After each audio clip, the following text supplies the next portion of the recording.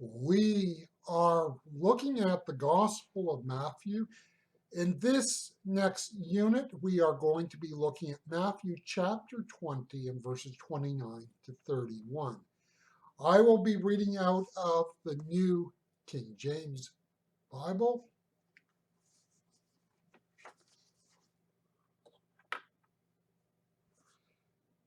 And as they departed from Jericho, a great multitude followed him. And behold, two blind men sitting by the road, when they heard that Jesus was passing by, cried out, saying, Have mercy on us, O Lord, Son of David. And the multitude rebuked them that they should be quiet. But they cried out all the more, saying, Have pity on us, O Lord, Son of David. We all have had those days. Now, let me fill out what I'm saying here. We wake up in the morning and hit the ground running. The day before us is packed with what is scheduled and what is needed to be done. It is one of those days where we have no flexibility in the schedule. We have work, an appointment, and a social event. We also need to get groceries and drop the car off for servicing. In the midst of all of this, you get a call from your recently divorced friend. The divorce is recent and the person is not handling things well at all. You know that this will not be a short call. You know that your schedule is packed, and if you do not keep track of time, your schedule will fall apart. Do you brush the person off and say, I will get back to you next week? Do you talk on the phone while texting and doing what chores you can to get out of the way while on the phone? Do you actually give yourself completely and totally to that person on the phone? And what am I saying here? We all understand those moments where we know absolutely what we have to do. Do we have any bend in our schedule? In this passage, we have two men wanting Jesus' attention. Now, at this point in the Gospels, it's not all that surprising that these people want Jesus' attention.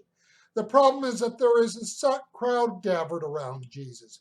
The crowd, when they heard these men clamoring for Jesus, tell them to shut up. The question is, why? Why did they tell them to shut up? Why did they feel that these men needed to know their place and be respectful? I think it comes down to the perception that Jesus was busy. The crowd around him contained people with all sorts of needs. Jesus was leaving Jericho and on his way to Jerusalem, and so it was not a convenient time to solicit him. In other words, they were making value judgments that in the larger scale of who and what Jesus was about, this was not worthy his time.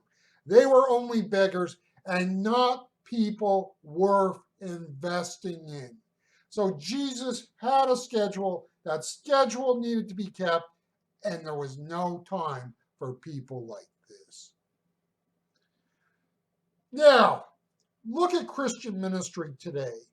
Christian ministry today can be destroyed by the well-intentioned and well-meaning.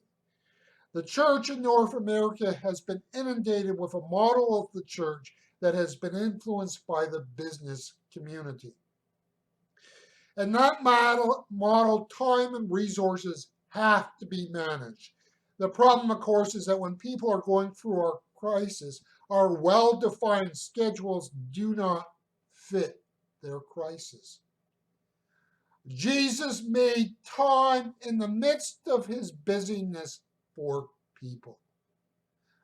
He was willing to step aside from a task to help.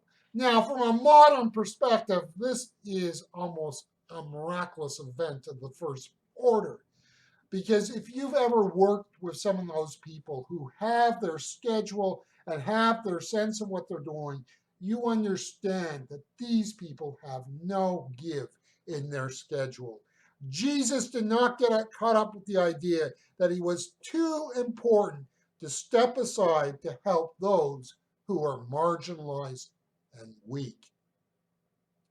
We all understand that there are days when our schedule will be filled to overflowing. There is a trap in our culture's obsession with being busy. Busyness becomes identified with importance. The truly important people are the busy people. Yet in all of this, we must not lose sight of our humanity. People in that sense serve life and do not use life to serve. Jobs end, children grow up, priorities change, cars die, and so on. What is important is not the things we attach to, but the people we serve. It is the people we are willing to give a piece of our hectic, busy life to that will make the difference in what and who we become. Jesus did not have time or the need to reach out to these blind men, yet he did. It was not that much, but he was willing to invest his precious time in them. May we learn to do the same.